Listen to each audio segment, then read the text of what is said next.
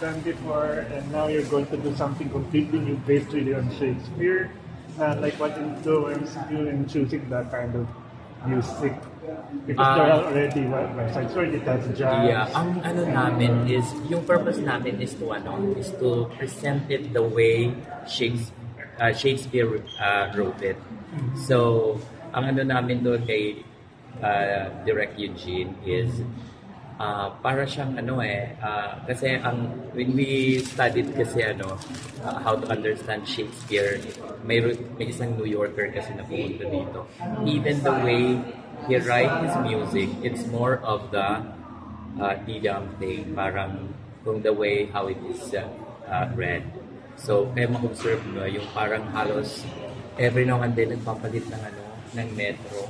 So, parang yung mga artista, palit na naman ng metro, palit na naman ng metro. So, in a whole scene, in a whole chunk of the dialogue, siya, paiba-iba siya ng metro. So, ang lang namin doon, kasi para makita ng mga bata na ito yung Shakespeare, hindi namin iniba yung costume.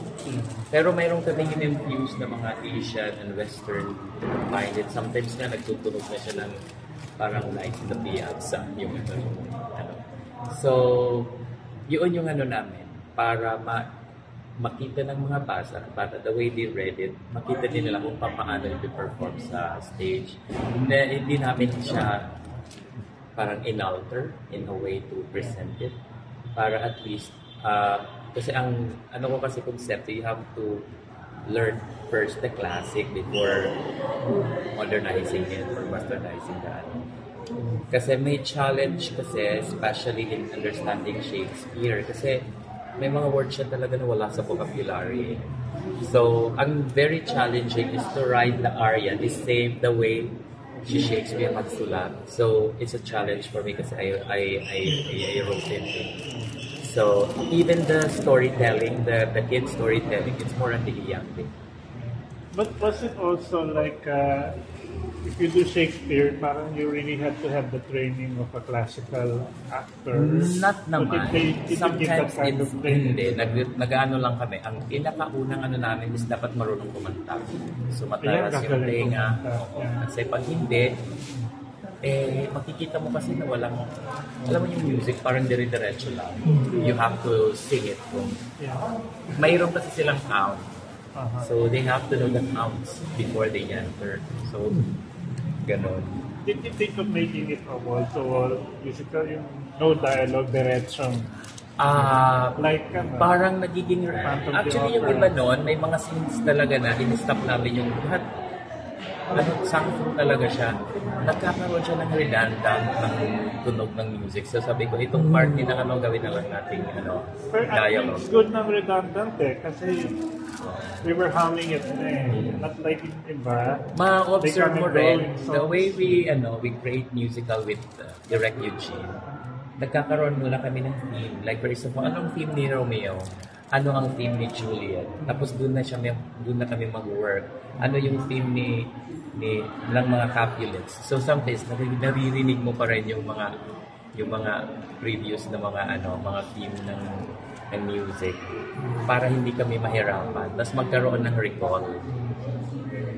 So yun ang Eugene worked it out for sleepless nights. So para lang makanta ng mga actors kasi medyo difficult siya.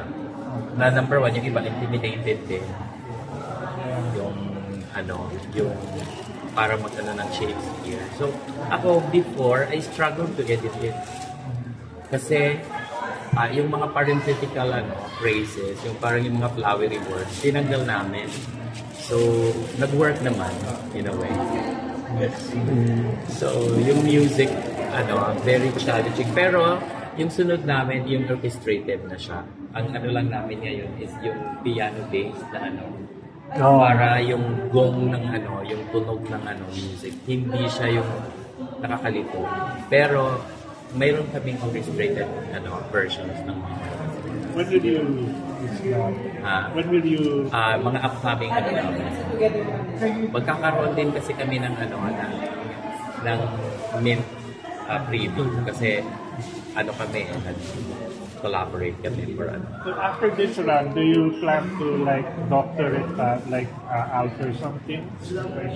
Hindi Cut na, some- kailangan lang siyang i-tighten up, especially the dialogues.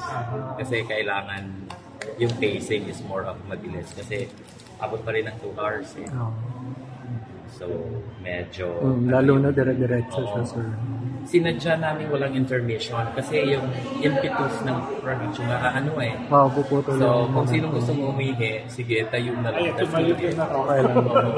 Kasi para nandun pa rin yung Para tuloy-tuloy yung tuloy-tuloy storya. yung story.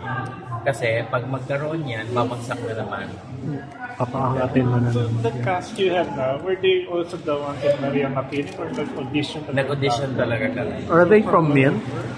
Mayroon ang 6 people from Min na nag-audition din. So, pero yung iba from outside kami, from professional theater actors. Especially yung mga main roles. Medyo kailangan talaga siya aralin. So, yun lang. Thank you so much. Thank you so much, for sir. Congratulations.